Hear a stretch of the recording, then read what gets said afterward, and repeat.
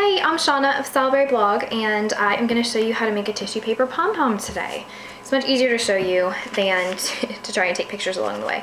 So I'm just going to use this video to teach you how easy these really are.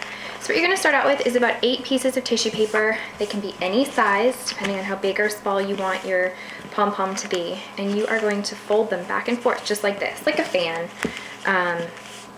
until you get to the end of the paper.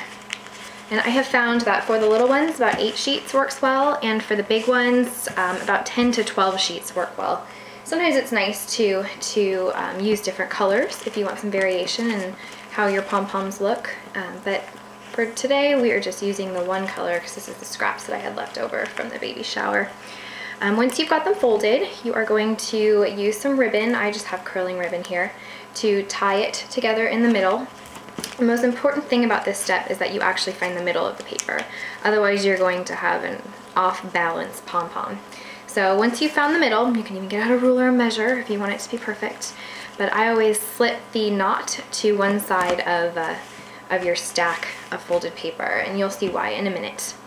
The next thing you're going to do is use a scissors. I use a kitchen scissors because it's nice and hefty to cut through all this paper, and you are going to shape the edges of your pom-pom. I'm going to do one side just so you see how I cut it. One side is going to be pointy for this demo, and then on the other side I'm going to show you how to do a scalloped edge. So I'm going to start back here. I usually do this in 2 steps, and then just round it right around the corners here. The important thing about this step is that you do get a nice round edge, and that you start your scallop or your point at about the same point. So you can see that these started at about the same place here, otherwise they're going to be a little bit too uneven for them to look good. So I'm going to go ahead and put this up while I poof it up for you. And what I'm going to do for this step is go ahead and fan it out like that, and I'm going to grab the middle of one side, and then I'm going to start on the opposite side and just pull one layer, the first layer, all the way back as far as I can. Then I'm going to do the same thing on the opposite edge. And you have to be real gentle here, otherwise they will rip pretty easily. So the most time-consuming part is this part, only because you do have to go slow. If by chance you rip it, you can just pull it off and throw it away because you're not going to be able to tell. So it's really not a huge deal if you do have some ripping. But it's good to go one layer at a time. And I tend to go back and forth, one side to the other, just because that seems to work the best. I've done probably 50 of these by now. So this is the way that works best for me. So as you can see, this is the scalloped side, so it looks fluffy and curled on the edges.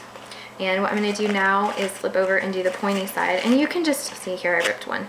All I do is just pull it off and just fill it in. You can't even hardly tell. But on the pointy side, I'm going to do the exact same thing, and you'll see that you get quite a different result when you do point the edges versus scallop them. This side looks kind of fluffy and pretty, and the pointy side is going to look a little bit messier and more like a dahlia, if you're familiar with flowers at all, that pointy. But again, I'm going back and forth here, and I usually have to lick my fingers in between each one just to grip the paper and to get it separated because it is kind of slick. So just gently pull it apart.